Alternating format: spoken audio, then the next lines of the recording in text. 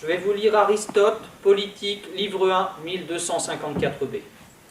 D'abord, l'être vivant est composé d'une âme et d'un corps, fait naturellement l'une pour commander, l'autre pour obéir. C'est là du moins le vœu de la nature qu'il importe de toujours étudier dans les êtres développés suivant ses lois régulières et non point dans les êtres dégradés. Cette prédominance de l'âme est évidente dans l'homme parfaitement sain d'esprit et de corps, le seul que nous devions examiner ici. Dans les hommes corrompus ou disposés à l'être, le corps semble parfois dominer souverainement l'âme, précisément parce que leur développement irrégulier est tout à fait contre nature. Il faut donc, je le répète, reconnaître d'abord dans l'être vivant l'existence d'une autorité pareille tout ensemble et à celle d'un maître et à celle d'un magistrat. L'âme commande au corps comme un maître à son esclave, et la raison à l'instinct comme un magistrat, comme un roi. Or, évidemment, on ne saurait nier qu'il ne soit naturel et bon pour le corps d'obéir à l'âme, et pour la partie sensible de notre être, d'obéir à la raison et à la partie intelligente. L'égalité ou le renversement du pouvoir entre ces divers éléments leur serait également funeste à tous. C'est là aussi la loi générale qui doit nécessairement régner entre les hommes.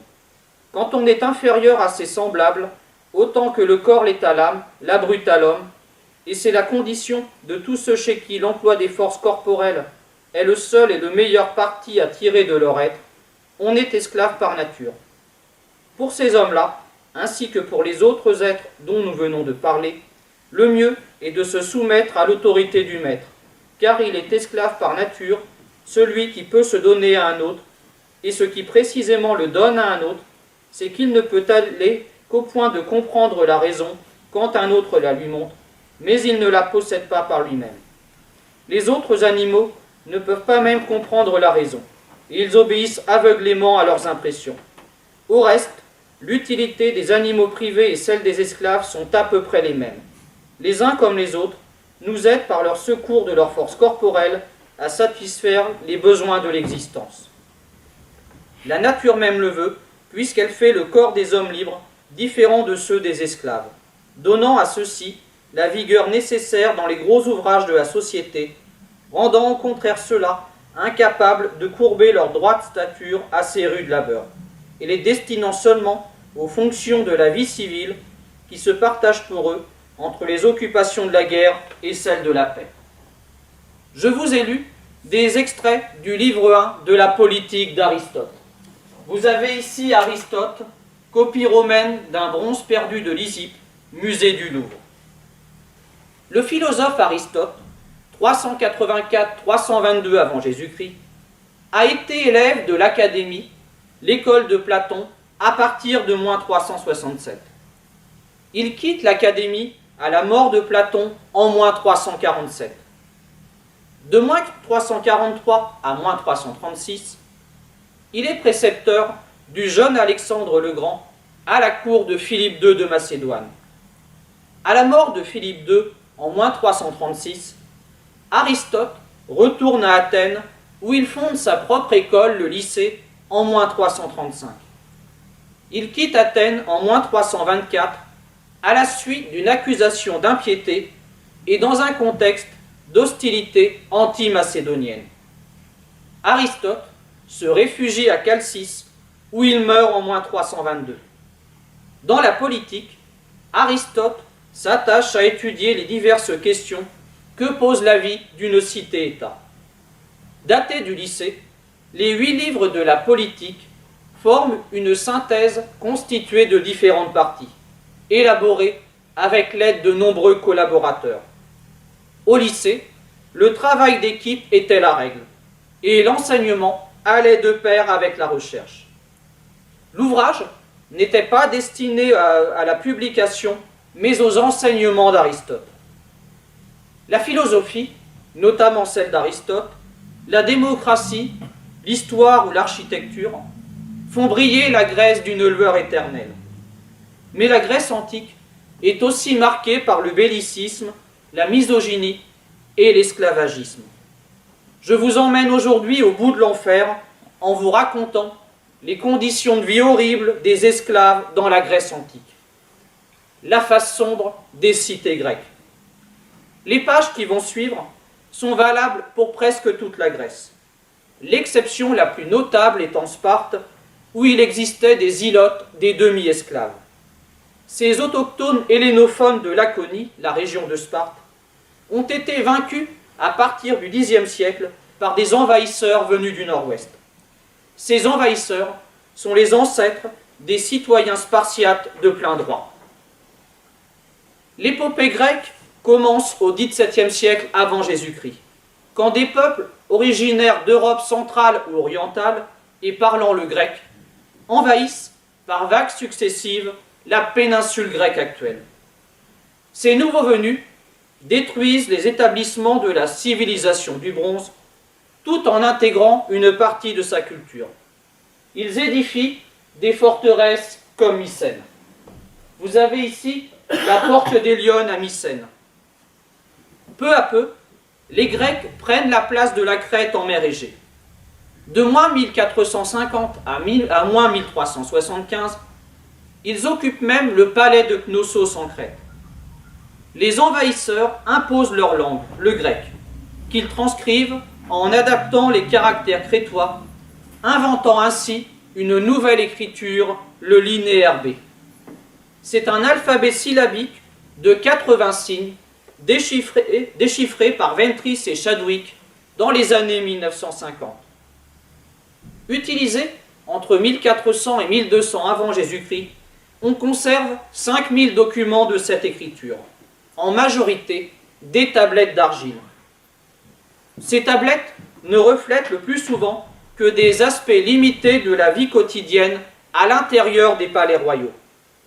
Leur examen laisse entrevoir des sociétés monarchiques dans lesquelles l'ensemble des activités, qu'elles soient productives ou religieuses, se trouvent placées sous le contrôle d'un chef tout-puissant, s'appuyant à la fois sur son armée et sur une bureaucratie vigilante. À la différence de Knossos en Crète, le palais de Mycène n'est pas le cœur d'une ville. C'est une forteresse protégée par des murailles dont la construction sera attribuée plus tard aux Cyclopes. Le linteau de la porte des Lionnes pèse à lui seul 20 tonnes. L'enceinte n'y fait que 1200 mètres. La population, le Damos, vit à l'extérieur, dans la campagne, regroupée en communautés villageoises. Dans les tablettes découvertes dans le palais de Nestor à Pylos, les esclaves sont mentionnés. Les uns ont un maître dont l'identité est connue. Les autres, dont le statut semble avoir été supérieur, sont des esclaves entre guillemets sacrés, attachés au service d'un dieu ou d'un temple. Leur patronyme suggère qu'ils ont été ramenés de l'étranger, sans doute d'Asie mineure, à la suite de faits de guerre ou de piraterie. La pratique de la vente et de l'achat d'esclaves est aussi attestée, mais seulement de manière occasionnelle. La condition servile y est moins étouffante qu'elle ne le sera à l'âge classique. Les unions entre esclaves et non-esclaves sont encore courantes. Les esclaves sont autorisés à posséder des chèvres, des brebis, voire même de petits lots de terre. Certains d'entre eux ont le droit d'exercer de façon indépendante la profession de forgeron. Dans la société mycénienne de type despotique, il est difficile d'affirmer que quelqu'un, à part le roi, puisse être vraiment libre. Liberté et esclavage sont des concepts relatifs. Les individus, désignés sous les noms de doéros et doéra, qui deviendront doulos et doulés en grec classique, seraient plutôt des entre guillemets serviteurs à l'époque mycénienne. Vers 1200 avant Jésus-Christ, cette civilisation s'effondre. Envahisseurs, révoltes intérieures, Pylos est détruite. Les autres palais sont abandonnés. L'écriture disparaît.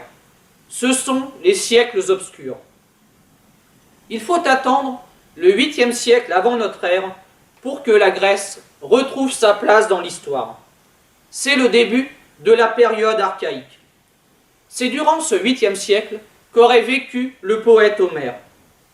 Cet Aède est à l'origine des vers de l'Iliade, le chant de la guerre de Troie qui a eu lieu au XIIIe siècle avant Jésus-Christ.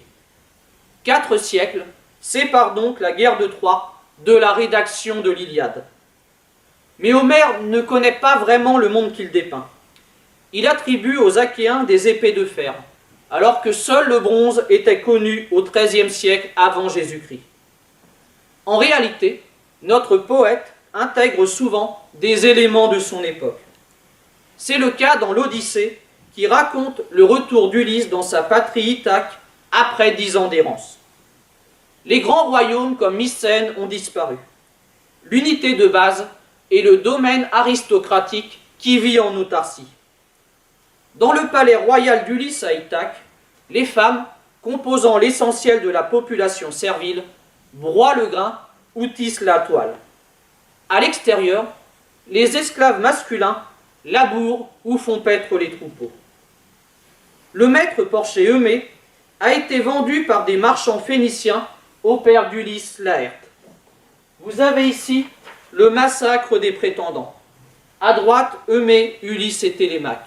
Cratère campanien à figure rouge, vers 330 avant Jésus-Christ, musée du Louvre. L'exemple d'Eumée, qui a été élevé avec Ulysse et demeure son ami, peut donner à penser que la condition des esclaves homériques était enviable. Mais Eumée déclare « Le Zeus à la grande voix prive un homme de la moitié de sa valeur lorsqu'il abat sur lui le joug de l'esclavage. » Toutefois, comme à l'époque mycénienne, la frontière entre liberté et esclavage reste floue. À l'exception du roi, aucun homme n'est totalement libre. Peu à peu, cette structure évolue. Au 8e et 7e siècle avant Jésus-Christ, les cités-États naissent. Ces communautés peu nombreuses sont d'abord gouvernées par des rois, à la fois chefs de guerre, juges et prêtres. La royauté cède vite le pas à l'aristocratie, le gouvernement des meilleurs. Le commerce et l'artisanat se développent et accroissent la population urbaine. Mais dans les campagnes, les tensions s'exacerbent entre les puissants propriétaires fonciers et les paysans pauvres. Hésiode prend la défense de ceux qui refusent l'esclavage pour dette et aspirent à former le corps des citoyens. La révolte gronde. Solon, devenu magistrat d'Athènes en moins 594, arrache les bornes désignant les terres serviles. Vous avez ici Solon, buste romain d'après un original grec, collection Farnèse, Naples. Solon abolit la servitude pour dette sans toutefois abolir ces mêmes dettes. Il ne cède pas non plus à la tentation d'un partage équitable des terres comme Lycurgue à Sparte. Il s'efforce par contre d'augmenter le nombre de propriétaires en stimulant le partage des terres que les grandes familles avaient gardées sans les vendre ni les morceler. Il encourage le développement de la culture de l'olivier et de la vigne, lequel entraîne à son tour celui de l'artisanat, production de vases en céramique, et du commerce international, et exportation d'huile et de vin. Le tout facilité par la diffusion de la monnaie. L'exemple d'Athènes se répand dans toute la Grèce. Désormais, les petits paysans, les artisans et les commerçants grecs sont libres. Ils ont presque tous besoin de se faire aider. Les plus riches souhaitent se dégager de toute obligation professionnelle afin de pouvoir consacrer l'essentiel de leur temps libre à leur, entre guillemets, métier de citoyen, c'est-à-dire à leurs devoirs politiques, religieux et militaires. Le recours à une main-d'œuvre servile devient indispensable. D'où viennent ces esclaves? La plupart des Grecs sont libres. Certains seront réduits en esclavage à la suite d'une défaite militaire, comme les habitants de Mytilène, déportés après l'écrasement de leur révolte contre Athènes en moins 427, ou bien ceux de l'île de Mélos, coupables d'avoir voulu rester neutres lors de la guerre du Péloponnèse. Mais ce sont des exceptions. La quasi-totalité des esclaves des Grecs étaient des étrangers. Une constante dans l'histoire de l'esclavage jusqu'à nos jours. les esclaves sont presque toujours des étrangers. Pour les Grecs, les étrangers sont les barbares, ceux qui ne parlent pas le grec. Ils s'expriment par onomatopée, bur, bur, barbare. Il y a parmi eux des prisonniers de guerre, mais cette proportion est faible. La plupart ont été achetés à des marchands d'esclaves. Ce commerce est attesté à l'époque classique dans des lieux comme Corinthe, Délos ou Athènes. Des marchands d'origine barbare venaient y vendre des captifs, eux aussi barbares. Ces esclaves seront toujours perçus comme des barbares par les Grecs. Leurs enfants, nés sur le sol grec et ne parlant pas d'autre langue, recevront un nom rappelant leur origine étrangère, réelle ou supposée.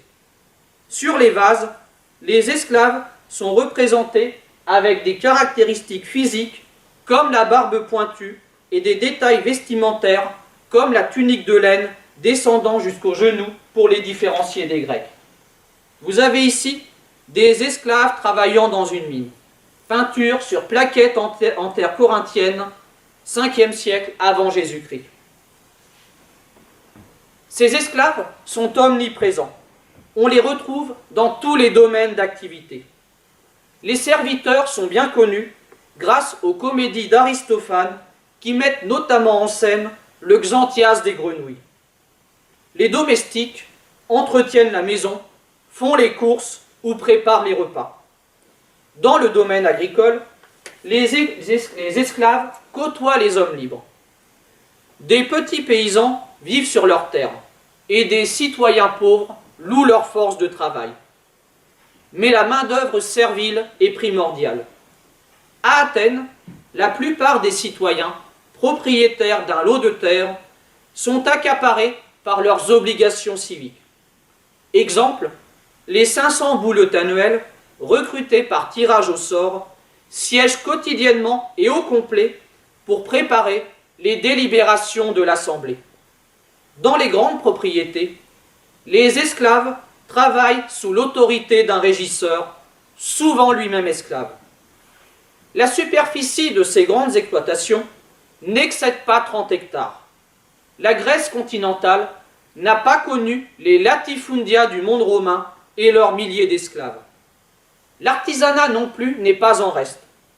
Le père de l'orateur Démosthène possédait 2 ateliers, l'un qui fabriquait des couteaux, l'autre des lits. Dans ce type d'atelier, la production était entièrement assurée par des esclaves. D'autres esclaves assumaient au quotidien les activités commerciales comme les activités bancaires, peu prestigieuses. Mais la main-d'œuvre servile assurait surtout l'extraction du plomb argentifère des mines du Laurion situées sur le territoire athénien. Vous avez ici un puits des mines du Laurion. 10 à 20 000 esclaves y enlevaient ou y traitaient le précieux minerai sans côtoyer d'hommes libres au fond des puits ou des galeries. Il existait aussi des esclaves dans le secteur public. Ils travaillaient comme employés de bureau, gardiens de prison ou vérificateurs de monnaie sur les marchés. En outre, au IVe siècle, Athènes entretenait un corps d'esclaves scythes armés d'arcs et d'épées. Au nombre de 300 au départ, ces derniers sont chargés d'assurer la police lors des réunions de l'Assemblée du peuple, du Conseil et de l'aréopage. Une exception dans le monde athénien où les esclaves n'ont pas le droit de porter des armes ni de servir dans l'armée. On voit en action tout un peuple d'esclaves. Combien ces derniers étaient-ils? On ne peut faire que des estimations. En moins 432, juste avant la guerre du Péloponnèse qui opposera Athènes à Sparte, la cité d'Athènes comptait entre 35 000 et 40 000 citoyens, plus 10 000 à 15 000 métèques, les étrangers libres. Les plus pauvres ne possédaient aucun esclave, mais ces indigents semblent avoir été peu nombreux. La plupart des citoyens et métèques possédaient 2 ou 3 esclaves. La minorité des plus riches vivait sur un plus grand pied, comme Aristote, qui affranchit 13 serviteurs par testament. On estime le nombre d'esclaves sur le territoire athénien à 100 000 à cette époque, contre une population de personnes libres estimée à 200 000, 50 000 hommes, plus les femmes et les enfants.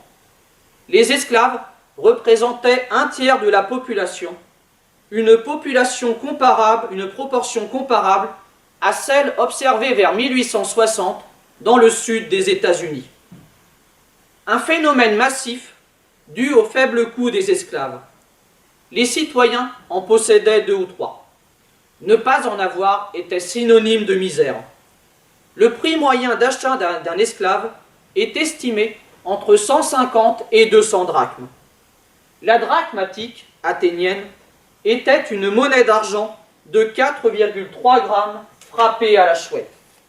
Vous avez ici un tétradrachme athénien représentant Athéna et la chouette, argent, 17,2 grammes vers 410 avant Jésus-Christ.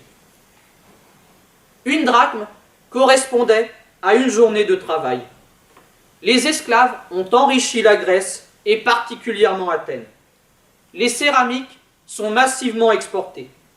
Mais Athènes s'enrichit surtout avec les mines d'argent du Laurion. Le sous-sol est la propriété de la cité. Athènes n'exploite pas directement le sous-sol en faisant travailler des esclaves publics. Elle octroie aux plus offrants des concessions à des particuliers qui se chargent de l'exploitation. Lors des âges d'or, par exemple entre moins 480 et moins 430, 500 mines exploitées par une centaine de concessionnaires étaient en activité dans le Laurion. Les concessions modestes employaient une trentaine d'esclaves, mineurs, porteurs, trieurs, gardiens. Ces concessionnaires étaient rarement propriétaires des esclaves travaillant dans leurs mines. Ils les louaient à des particuliers au prix d'1 obole par jour, 1/6 de drachme. C'était pas cher. À cette location s'ajoutait un coût de 2 ou 3 oboles par jour pour la nourriture, les vêtements et le logement. C'était l'enfer pour les esclaves qui ne pouvaient pas espérer vivre plus de 4 ou 5 ans en descendant sous terre. En moins 413, lors de la guerre du Péloponnèse, suite à l'occupation de la région par Sparte, les esclaves du Laurion désertèrent, ce qui porta un coup terrible à Athènes.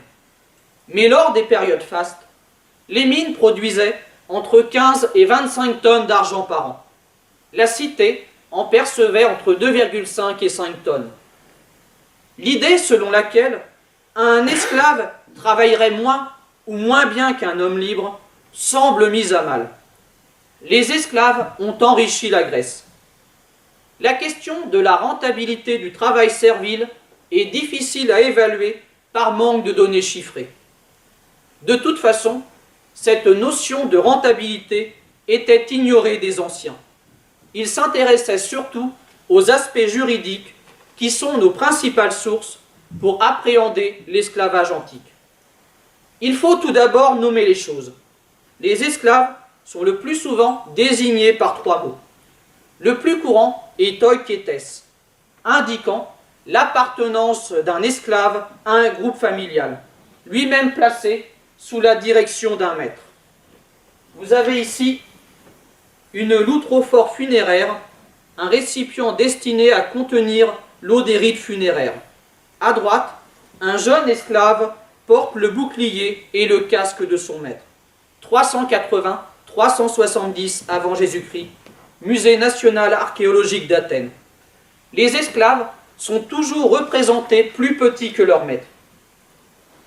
Le terme doulos renvoie à l'absence de liberté. Et enfin, le pire de tous, andrapodon, être à pied humain, calque du mot tétrapodon, être à 4 pattes, qui signifie tête de bétail. L'esclave est un animal. D'autres mots sont utilisés, mais sans certitude, sur application à des esclaves. On rencontre dans les textes des serviteurs, des suivants ou des aides.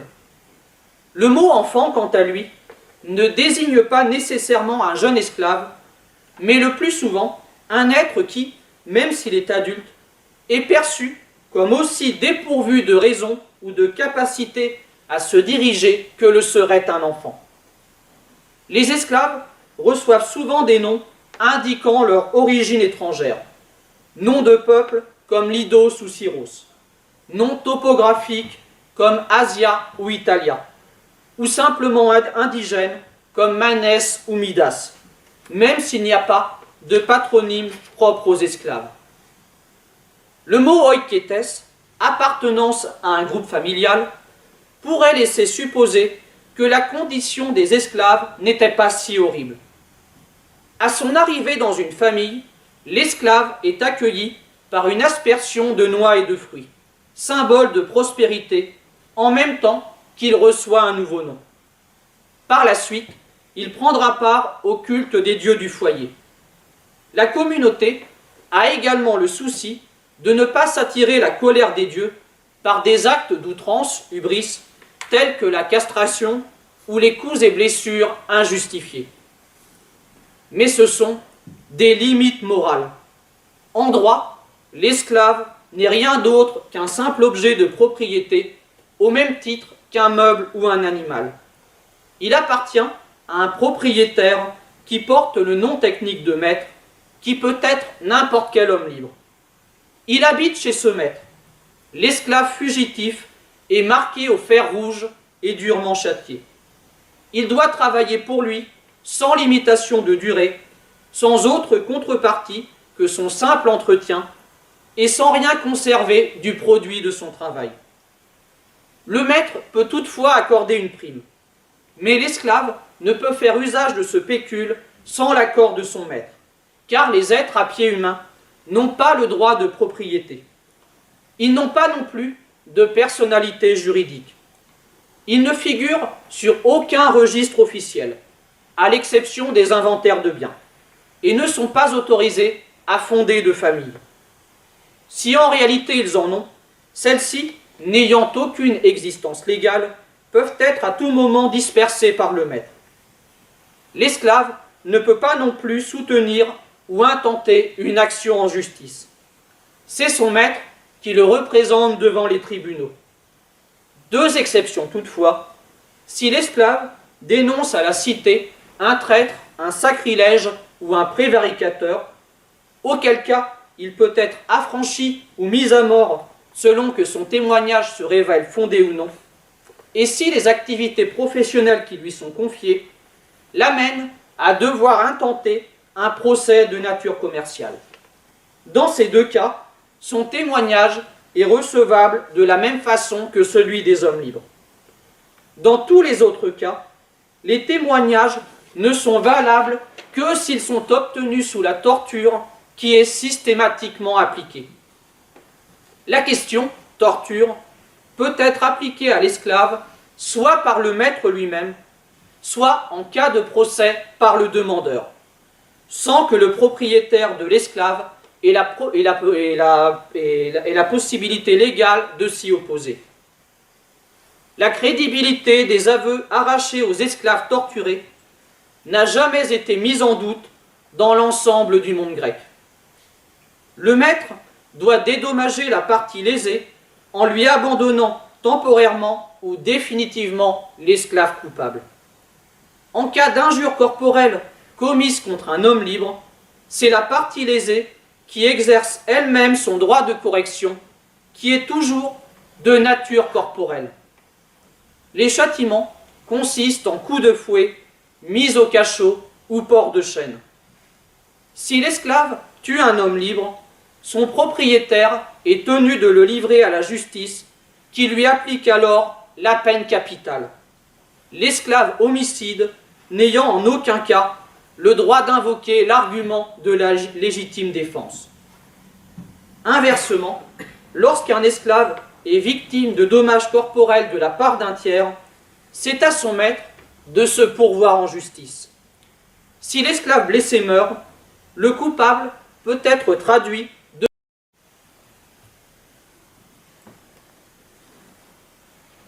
Il risque alors la mort s'il est lui-même esclave, Dans le cas contraire, il peut s'en sortir avec une simple amende et l'obligation de se purifier. Enfin, si un esclave est blessé ou tué par son propre maître, les tribunaux n'interviennent pas, sauf s'ils sont saisis par une tierce personne, laquelle risque tout de même une amende si elle n'obtient pas le 5e des voix des jurys. L'esclave, lassé d'être persécuté par son maître, n'a d'autre solution que d'aller chercher temporairement asile dans le sanctuaire du Théséion près de l'Agora, ou au pied de l'autel des Euménides près de l'Aréopage, avec l'espoir que les prêtres reconnaîtront son bon droit et accepteront sa requête d'être vendu à un autre maître. L'affranchissement seul permet à l'esclave de devenir libre.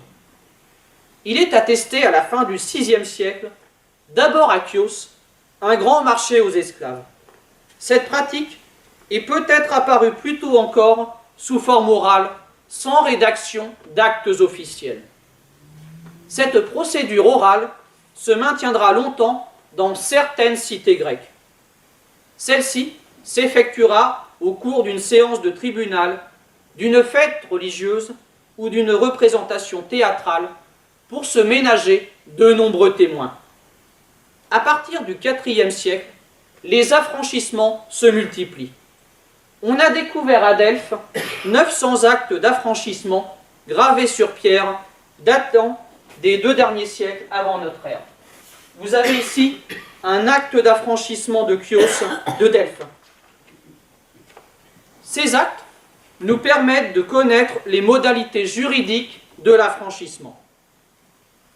À l'exception des quelques esclaves ayant dénoncé des cas de trahison, de sacrilège ou d'accaparement des deniers publics et affranchis sur ordre de l'État en reconnaissance du service rendu à la communauté, l'affranchissement est librement décidé par le maître lui-même, un citoyen, un métèque, voire une femme parfois après la mort d'Alexandre le Grand.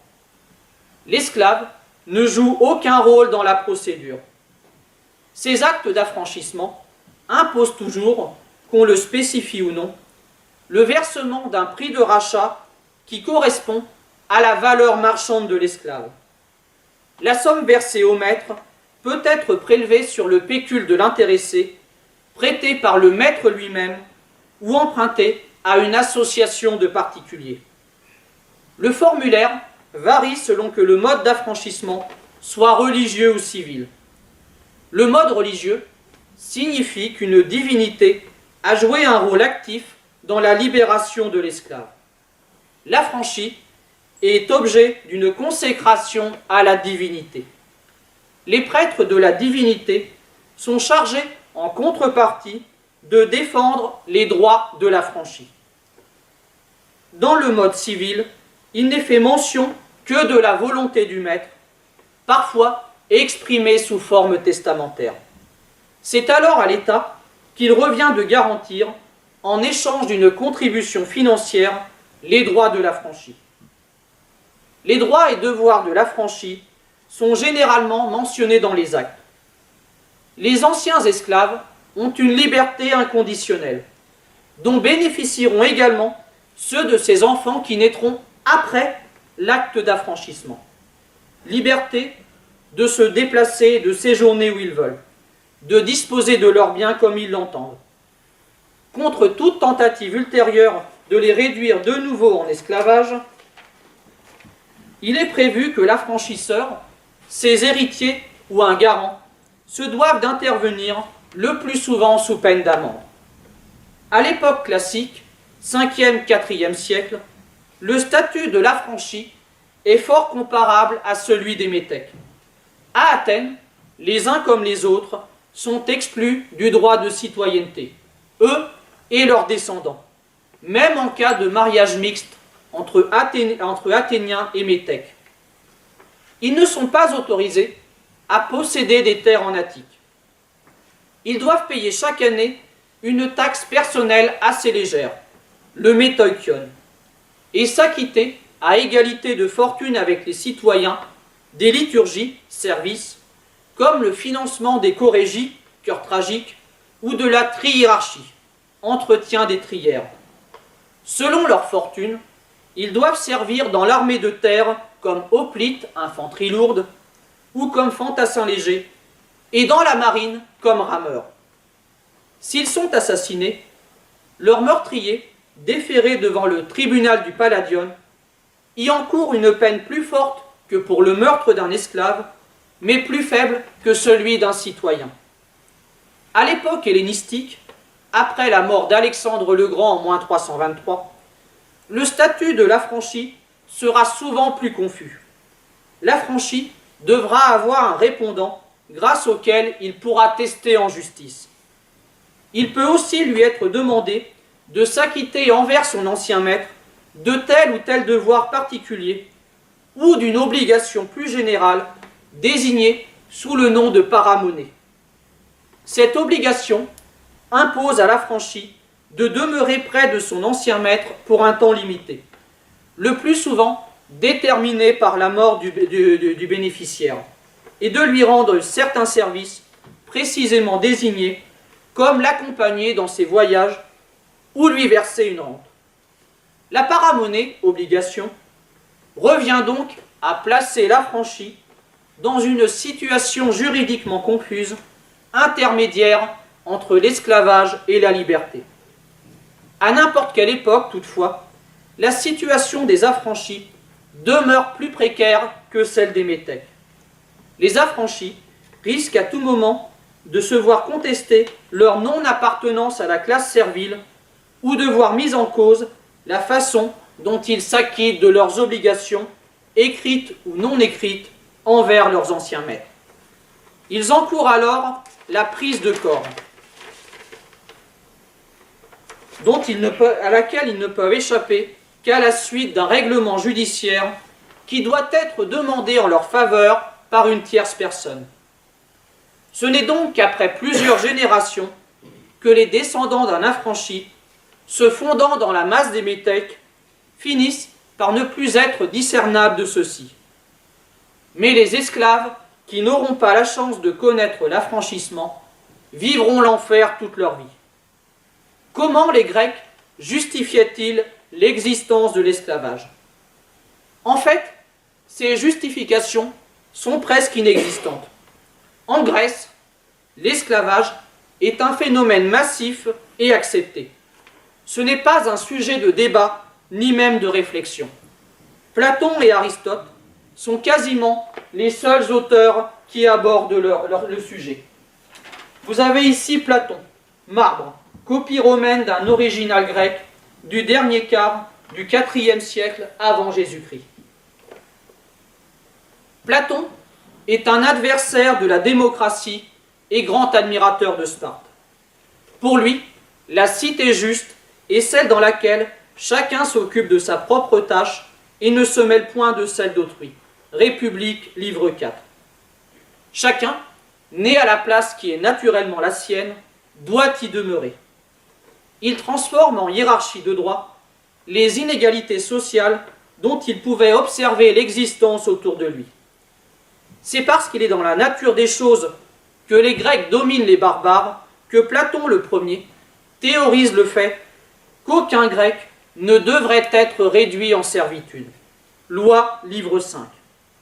Dans la cité idéale de la République, ou dans celle plus pragmatique des lois, les esclaves sont voués par leur nature même à rester esclaves. Aristote, quant à lui, ne se propose pas de construire une cité idéale. Aristote est le seul philosophe grec à prendre la peine de démontrer pourquoi, dans les cités existantes, les esclaves ne peuvent être qu'esclaves. Il expose dans le livre 1 de la Politique sa démonstration. L'esclave est esclave par nature. Celui-là est esclave par nature qui n'a part à la raison que dans la mesure où il peut la percevoir, mais non la posséder lui-même. La racine de la servitude réside donc pour Aristote dans un trait de naissance, l'insuffisance de l'âme, insuffisance incurable et héréditaire.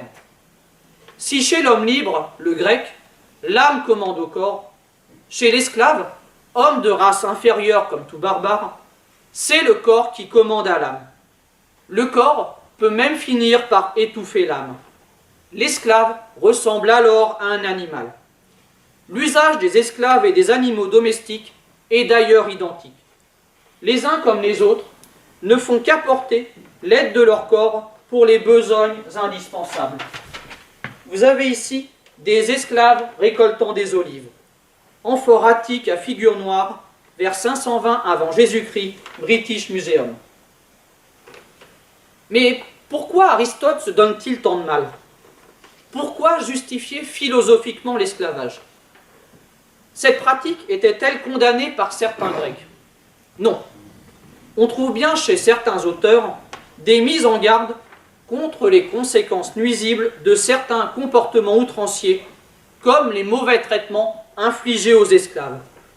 Mais dans toute la littérature grecque, pas plus d'ailleurs que dans toute la littérature romaine, on ne trouve une seule dénonciation du système esclavagiste en tant que tel. Le monde antique est un monde sans abolitionniste.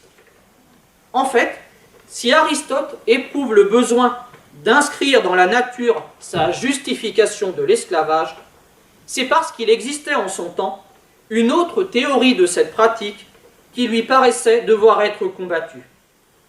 Dans un discours datant de 362 avant Jésus-Christ, Alcidamas prononce cette phrase: « La divinité a fait tous les hommes libres. La nature n'a fait personne esclave. » Ce sophiste, savant ou sage itinérant, pourrait suggérer que l'esclavage trouve sa source dans la force, légitimée après coup par la coutume et par le droit. Alcidamas ferait dériver la servitude non d'une nécessité naturelle, mais du hasard de la guerre. Un simple hasard. Aristote ne peut trouver ce raisonnement que dangereux.